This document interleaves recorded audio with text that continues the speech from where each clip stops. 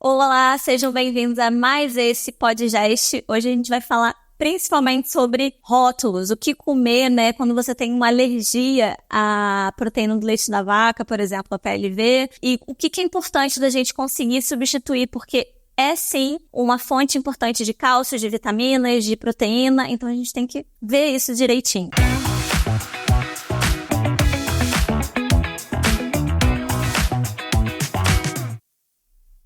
A gente está aqui hoje com a Fernanda, a doutora Fernanda, alergista.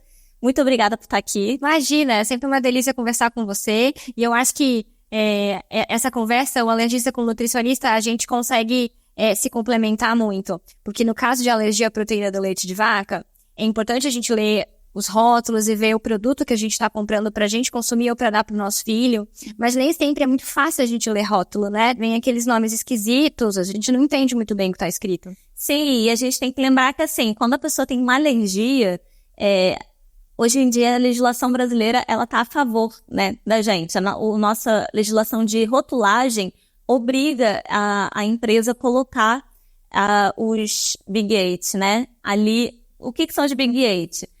Amendoim, leite, ovo, trigo. Os principais alérgicos, os 8 alimentos que mais geram alergia, né, da população brasileira. E aí, quando a gente fala especificamente de alergia a leite, a gente tem vários nomes. Não necessariamente vai estar escrito leite no rótulo. Pode estar, o que facilita. Mas às vezes vai estar escrito, caramelo, whey protein, caseína, né? E às vezes o paciente não sabe, eu vou comer esse biscoito, esse bolo, não tá escrito caseinato, não tem leite.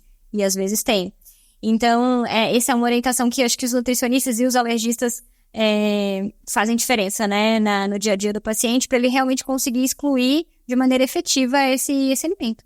Com certeza. Então, além de você principalmente conseguir ler o rótulo ali, o que tem e o que não tem, é também importante, porque assim, a gente começa depois de um tempo, o paciente, né, a ter aquela malícia, tipo, tem manteiga, tem, exatamente, caramelo, caseína, whey, tem diversas coisas que a gente vai vendo que a pessoa, mas existem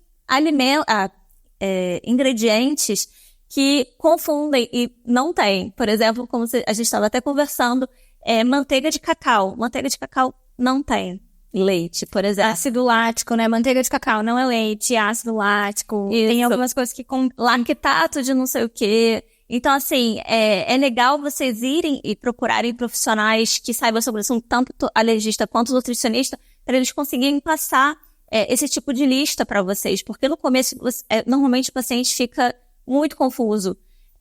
O que seria, o que poderia e o que não poderia, né? Quando o alimento é in natura, fica um pouco mais fácil. Mas quando pega os alimentos minimamente processados ou até os industrializados, né, ultraprocessados, muitos nomes ali a gente não conhece. Então, ter essa listinha perto de vocês, principalmente no começo, vai ser importante para vocês conseguirem se adaptar.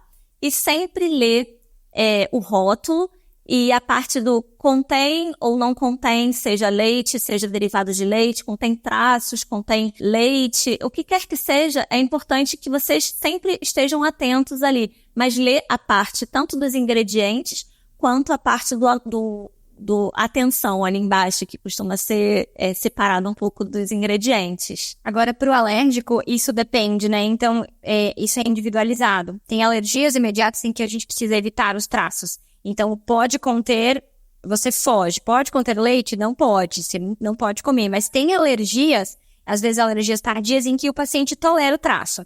Então, é legal também você entender qual é a sua alergia, qual o nome e o sobrenome da sua alergia, para que você não exclua, às vezes, um produto que pode conter leite, mas você mesmo toleraria aquele traço de leite. Então, preste atenção antes de excluir completamente. E uma coisa que eu queria perguntar para a Tatá é assim, o alergista, ele orienta muito a exclusão e diz, olha, então agora você não vai mais comer tal alimento. Só que isso gera deficiências nutricionais. E aí entra o nutricionista, né? Então, eu queria saber na questão do leite, o que você faz com relação ao cálcio? O que você coloca no lugar do leite quando o paciente às vezes quer comer um bolo, um biscoito, alguma coisa gostosa que às vezes tem leite? O que a gente pode substituir? A gente pode substituir tanto por uma bebida vegetal que a gente chama leite vegetal, né, comumente falado. A maior parte deles são enriquecidos com cálcio Então, isso aí pode ser uma boa fonte de cálcio para o paciente, porque a gente sempre pensa no cálcio, né? Fonte proteica a gente consegue de outras formas na dieta desse paciente. Mas cálcio é um pouco mais limitado, uma boa fonte. Então, de repente, um iogurte vegetal, um leite vegetal, né? Fontes boas de cálcio, vegetais verdes escuros. A gente pode pensar também em gergelim ou tahine.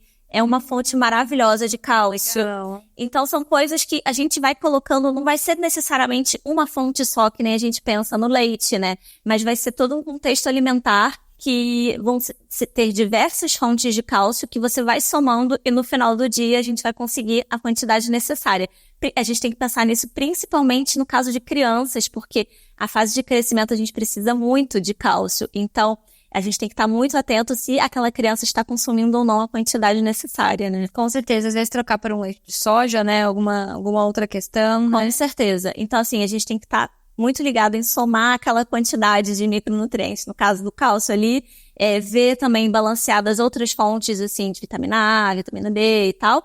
E fontes de proteína. Então, eu acho que a mensagem é, se você é alérgico a o que quer que seja leite, algum outro alimento, assim, você consegue viver, você consegue ter qualidade de vida e você tem N outras substituições e ajustes que o nutricionista vai nos ajudar bastante e te ajudar ao seu dia a dia ficar mais fácil. A sua compra do mercado, do supermercado, ser menos sofrida e você vai sempre olhando ali o rótulo, né? Até mesmo o nutricionista pode ajudar com receitas que não levam leite, não levam manteiga, no caso, que ficam saborosas, não vai causar tanto problema, até mesmo que a gente sente falta de determinados alimentos quando a gente tem uma restrição, né, alimentar, e vai conseguir colocar no seu dia a dia de forma prática, né? Legal, Tatá. Muito obrigada por estarem com a gente até aqui. Qualquer dúvida que vocês tiverem, comentem aqui embaixo, a gente vai tirar dúvidas de vocês. Nós também temos redes sociais que falamos um pouco também do nosso trabalho, @alergia360, @thaisacasteló.nutri. E sigam lá, qualquer coisa, vocês podem também marcar, o link está na nossa bio.